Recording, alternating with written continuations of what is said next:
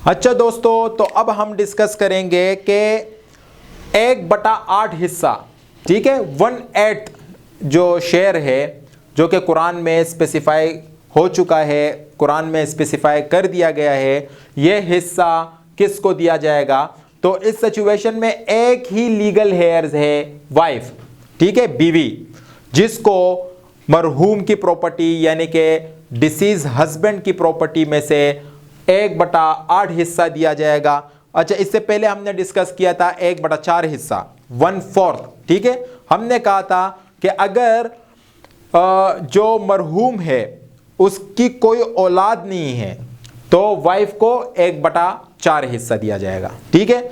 अब हम डिस्कस करेंगे कि 1/8 हिस्सा कब दिया जाएगा।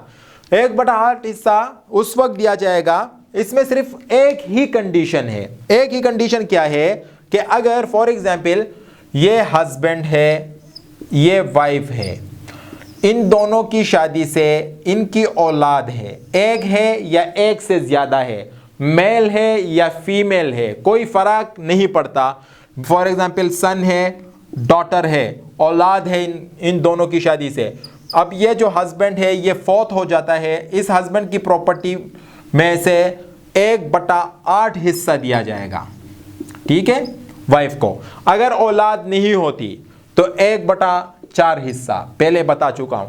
अब औलाद है, 1/8 हिस्सा, ठीक है। मगर यहां पर एक दूसरी बात, फॉर एग्जाम्पल ये हस्बैंड है और ये वाइफ है, इन दोनों की शादी से फॉर एग्जाम्पल इनकी कोई औलाद नहीं हुई, हस्बैंड परेशान हुआ, भाई मेरी कोई औलाद नहीं है, तो लिहाजा किसी ने मशवरा दिया कि भाई आप जो है एक दूसरी शादी कर लो, ठीक है, क्या पता अल्लाह जो है आपको बेटा दे या बेटी दे, यानी कि अल्लाह आपको जो है औलाद दे।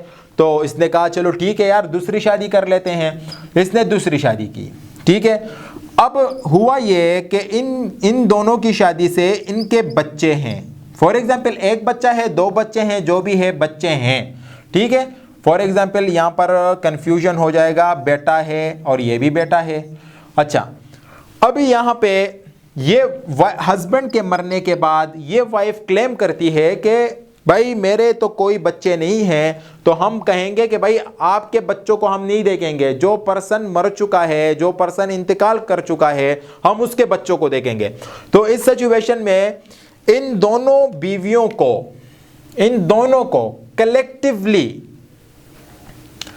1/8 हिस्सा दिया जाएगा, ठीक है। अगर ये क्लेम करती है कि भाई मेरी तो कोई औलाद नहीं है इस हस्बैंड से, तो हम कहेंगे कि भाई तुमसे नहीं है औलाद, ठीक है। जो दूसरी नंबर की वाइफ है उससे औलाद है, 2 बच्चे हैं, तो लिहाजा आप 1/4 हिस्सा क्लेम नहीं कर सकती, आपको 1/8 हिस्सा ही दिया जाएगा, ठीक है।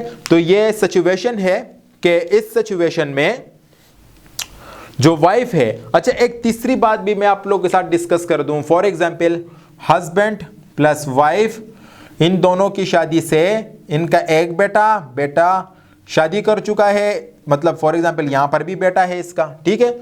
हस्बैंड जो है फौत हो चुका है, ठीक है। मगर हस्बैंड के मरने से पहले इसका जो बेटा है वो इससे पहले मर चुका है। अच्छा, अब इस वाइफ को कितना हिस्सा दिया जाएगा। वाइफ को 1/8 हिस्सा दिया जाएगा, 1/4 नहीं दिया जाएगा, ठीक है, क्योंकि जो औलाद है, इन दोनों की जो औलाद है, जो बेटा है उसकी औलाद मौजूद है, ठीक है। तो इस सिचुएशन में ये कुछ सिचुएशन है, एक दफा समझ में ना आए बार बार देखिएगा, तो बहुत ही आसान है, इंशाल्लाह आसानी से समझ में आ जाएगा।